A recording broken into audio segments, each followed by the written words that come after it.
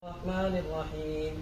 الحمد لله رب العالمين، والصلاة والسلام على سيد الأنبياء والمرسلين وعلى آله وصحبه أجمعين. أما بعد، فإن أصدق الحديث كتاب الله، وأحسن الهدي هدي محمد صلى الله عليه وسلم، وخير الأمور أواتمها، وشر الأمور محدثاتها، وكل محدثة بدعة، وكل بدعة ضلالة، وكل ضلالة في النار. وبسند المتصل منا إلى الشيخ الإمام الإمام الحافظ الحجة أمير المؤمنين في الحديث أبي عبد الله محمد بن إسماعيل بن إبراهيم بن المغيرة بن نسبة الكوفي بجماعة البخاري رحمه الله تعالى.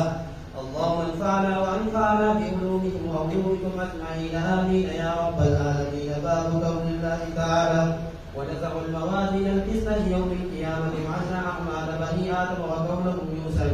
فقال مجاهد: القسطاس العدل بالرومية، ويقال القسط مصدر المفسد وهو العادل، وأما الكاسد فهو الجائر. وبه قال حدثنا أحمد بن أسباب قال حدثنا محمد بن فديل عن عمارة بن كعكاء عن أبي زرعة عن أبي هريرة رضي الله تعالى عنه قال: قال النبي صلى الله عليه وسلم: كلمتان حبيبتان إلى الرحمن، خفيفتان على اللسان، ثقيلتان في الميزان، سبحان الله وبحمده، سبحان الله العظيم.